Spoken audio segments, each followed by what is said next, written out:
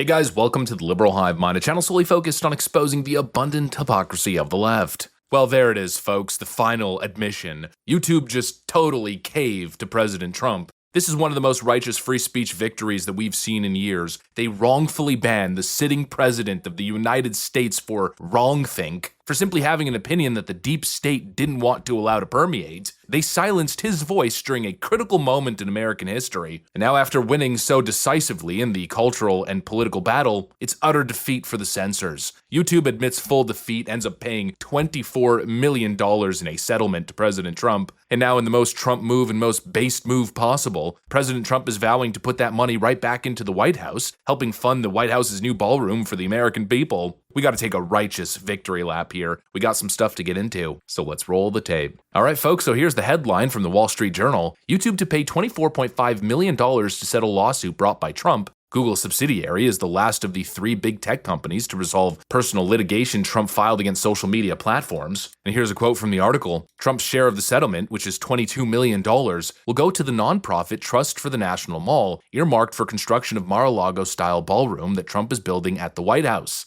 Oh, it's just glorious. And you know, leftoids are probably seething. Google, that used to do their dirty work, they used to ban people that they disagree with. They went from doing the left's dirty work to now paying for the ballroom that the left keeps crying about on social media. Donald Trump's abomination in the White House. Yeah, their ex-political muscle is now paying for it. Oh, how the tables turn. Well. How the turntables...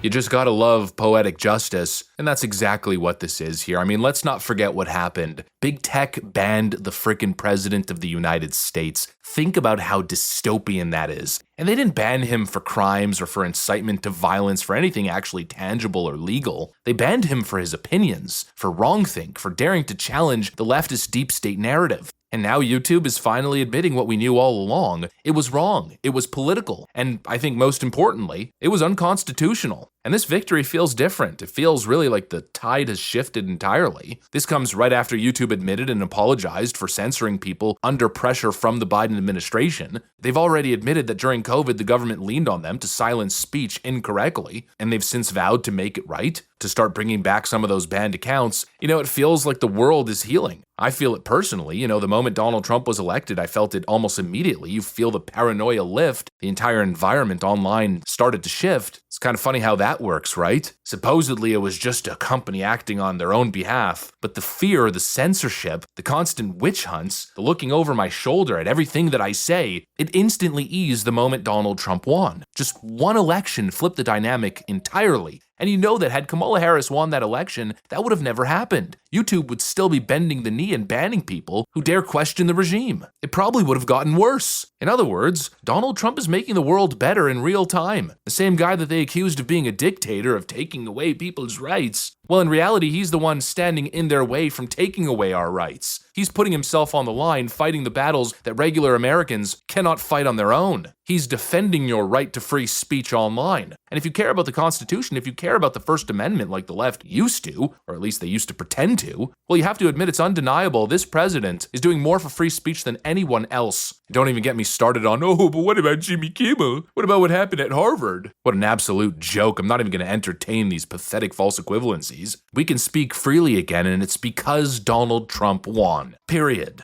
And honestly, my hope is that this one lawsuit, this one victory, isn't just about President Trump. I want it to extend to everybody who's been wrongfully purged. That applies to Alex Jones, to Nick Fuentes, to countless small creators. Free speech means everyone, even if you disagree with someone, even if you despise their ideas. The answer is not censorship, because of course, there's always unintended consequences, right? When you end up sending speech underground, you don't destroy it, you simply make it fester and you radicalize it, you build resentment. The only answer is open debate, open speech, open dialogue. And that is the American way. To do anything else is anti-American in my view. Pretty much everybody banned should be brought back on social media. Unless they did something that's illegal, unless the courts ruled that their account should be terminated, they should have a right to exist in the online town square. Now, whether or not YouTube should monetize their content, that's a different conversation entirely. There's no constitutional right for them to pay you, but this whole notion of tech companies depersoning and deplatforming people, it's wrong. It shouldn't be allowed to happen, because you see the abuse, we've seen it. You see how the government can come in, step in, and then start applying pressure on these people to silence speech they don't like. The reality is, yes, I know the whole "I'm a private company" conversation, but there's only really a couple big social media companies. And these spaces, they've become the online town square. In my view, there should be legislation to protect speech, at least presence, in the online town square. These tech companies should not be allowed to just delete people based on the premise of dangerous content. I mean, who even determines that? And we know that it's bogus. Misinformation. Oh, you're banned because of misinformation. Says who? Who are you, God? And we know it's not about danger. Dangerous misinformation. They ban people for opinions. They ban people for questioning the 2020 election, for saying illegals were voting. And well, guess what? Now it turns out there's a case here where an illegal migrant was in fact a registered Democrat on the voter rolls. Well, look at this post from Eric Doherty. He writes, Republicans are demanding an immediate voter roll audit of Maryland after it was confirmed that illegal alien Des Moines Superintendent Ian Roberts was a registered Democrat in Maryland since 2012 before he moved to Iowa. And here's the proof right over here. An active registered voter from 2012, official party Democrat. I mean, what's going on here? Obviously a major point of concern, but had you voiced that opinion back in 2021,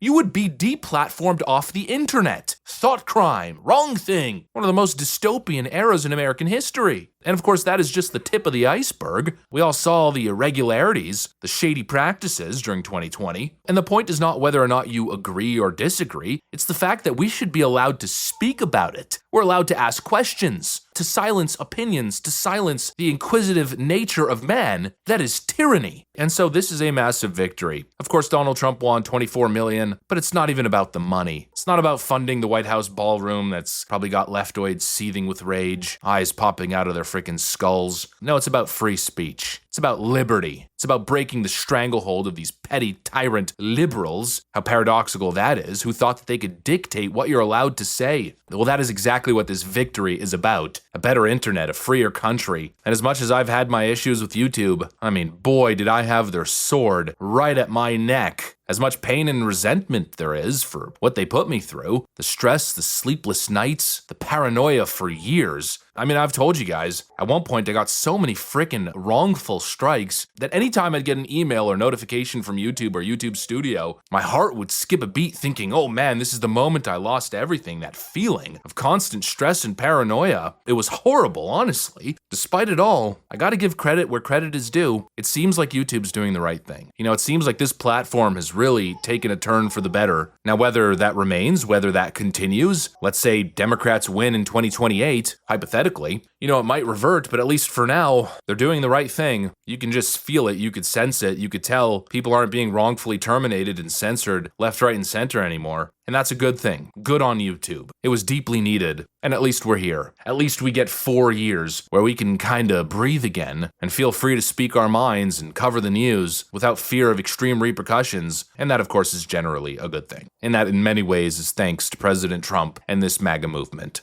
Anyways, that's what I got for you guys. Thanks for watching, and I'll see you on the next one.